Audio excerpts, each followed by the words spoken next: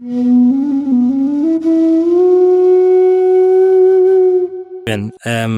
lo que comentaba, vamos a empezar, si te parece bien, aunque muy pequeñas pinceladas, porque lo importante es Devify y lo que estás haciendo ahora. Pero ¿de dónde nace este espíritu emprendedor aplicado al sector legal? Os lo cuento de una manera, y voy a intentar ser rápido. Sí, sí, ¿vale? por Porque al supuesto. final todo nace de estudiar Derecho. Claro. A pesar de estudiar aquí en la Autónoma, que estoy encantado de volver después de 25 años. Y acabé una carrera que no era vocacional. Acabé en Derecho porque no había otra cosa. Es decir, con mis notas en ese momento no había otra cosa. Pero cuando comencé me encantó, me gustó. Es decir, lo que pasa es que era un sector pues muy conservador y muy prehistórico ya en aquella época, hace 25 años.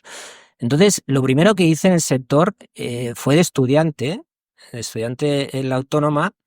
Nos dio por lanzar una web en su día, creo que en el 99, que se llamaba abogadogratuito.com.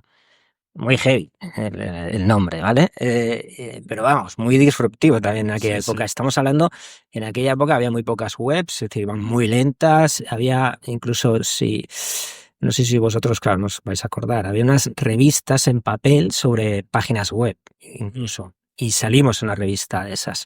Entonces lanzamos una web que se llamaba abogadogratuito.com, nos duró 3 meses, pero iba muy bien. El objetivo era que éramos estudiantes de Derecho y lo que queríamos era, como la carrera era muy teórica, no sé ahora cómo es, pero era muy teórica en la época, lo que queríamos era como practicar el derecho con consultas reales que nos hiciesen clientes potenciales, pero sin cobrar, de manera gratuita.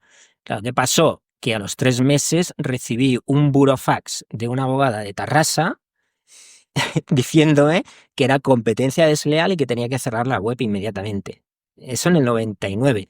Imaginaos ahora lo que ha pasado después de tantos años, en que ahora ahora cualquier consulta gratuita, cualquier foro web está ahí. Supongo que era desleal porque en aquella época todos los servicios jurídicos se pagaban. Claro. Y el código ontológico pues era pues un poquito más duro que entiendo que ahora, ¿no? En ese sentido. Y entonces, yo, claro, siendo un estudiante, lo primero que hice fue cerrarla inmediatamente con temor a no colegiarme en la vida. La cerré, y eso que me acuerdo que mi socio y los compañeros hicimos unas camisetas de abogadogratuito.com, muy chulo. La verdad es que era una web muy chula. Pero bueno, tuvimos que cerrar en 3 meses. Ahí ya empecé de alguna manera a marear un poco el sector y a ver que había posibilidades, pero no era el momento. Entonces, posteriormente, pues acabé la carrera, empecé en un despacho, estuve 1 año y, oye, tuve la genial idea de a un compañero de la universidad decirle de lanzar un despacho en el 2.º año, sin tener ni idea de derecho, porque en 1 año no tienes ni idea. Pero claro, viendo que en ese despacho se ganaba dinero, se hacían las cosas y salían y entraban los clientes, pues yo pensaba que era igual. Tenía un despacho con un compañero de la uni, oye, estuvimos 8 años y nos fue muy bien. ¿Cómo hicimos al principio? Pues colaborando con abogados, ya utilizamos técnicas rudimentarias de marketing en aquel momento, captar clientes y colaborando con abogados para, de alguna manera, aprender cómo lo hacían ellos para luego nosotros soltarnos y empezar a llevar casos por nuestra cuenta. Y así estuve 8 años hasta que aquel despacho, pues de alguna manera se desintegró porque me fui y tal, y lancé en Barcelona una boutique de startups que se llamaba Map Legal y fue en un momento en el que en España no existía el concepto de despacho de abogados especializado en startups. Vale. Entonces nacimos en aquel momento 3 o 4 despachos al mismo momento en España. Y todo complementado con un blog que me dio por lanzar en aquella época, que fue bastante leído, un blog jurídico, y bastante, de alguna manera, me hizo crecer, ¿no? Y llegar a más gente, conseguir más clientes.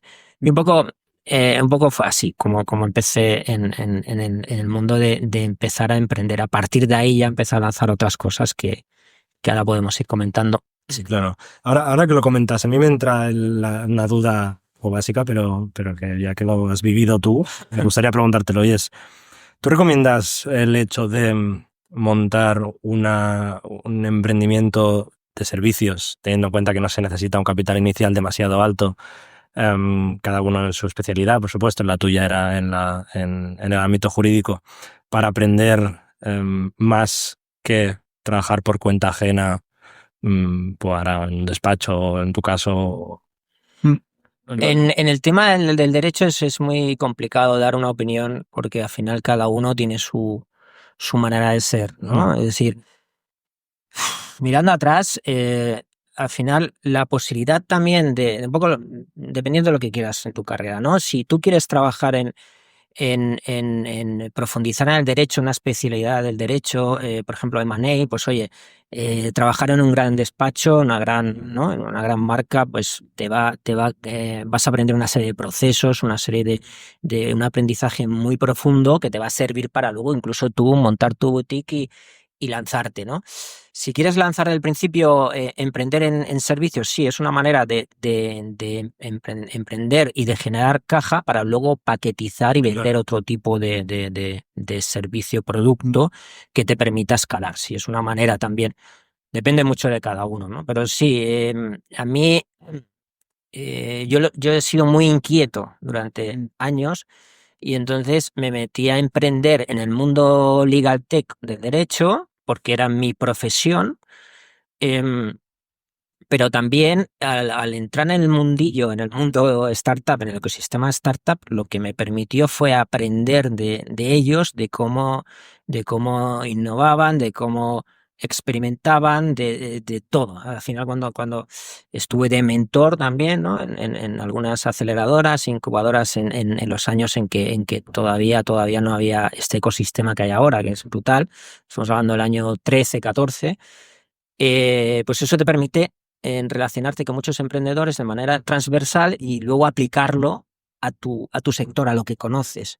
Yo recaí en el mundo derecho y a partir de ahí pues he lanzado durante años muchos intentos, muchos experimentos en el mundo del derecho. Al final no me he salido de ahí. El único emprendimiento, si no recuerdo mal, que no está relacionado con el sector legal, pues fue Sitka Capital, que es la creación de un grupo de Business Angels, donde invertíamos bastantes Business Angels e inversores, donde invertimos en 20 startups durante 5 o 6 años, ¿no? Entonces, es lo único que me salí un poco del foco legal, ¿no?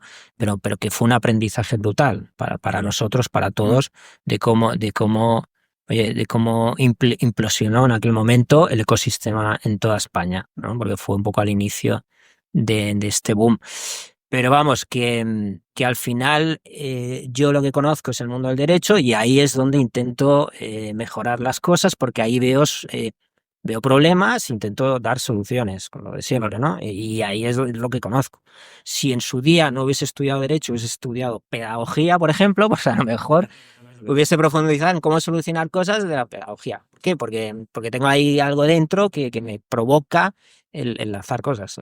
Totalmente. Me llama la atención particularmente esta etapa inicial, ¿no? De que tú siendo estudiante te atreves a lanzar bueno, tu propio bufete, ¿no? Normalmente la gente que contrata estos servicios los contrata buscando profesionales más, claro, Perfil con más experiencia. exacto. Entonces me llama particularmente la atención el modelo de negocio que has pasado muy por encima anteriormente, que es que has comentado que lo hacíais a través de socios o con ayuda de personas más experimentadas, ¿no? Para aprender de ellos. ¿Cómo era el funnel, ¿no? De captación de clientes? Siendo tú una persona tan joven, ¿cómo tenías la capacidad de atraer los primeros clientes? Pensad, claro, es una buena pregunta. Pensad que esto fue en la pre-burbuja inmobiliaria. Es decir, eran unos años donde España se vendía todo el mundo tenía dinero, todas las empresas les sobraba el dinero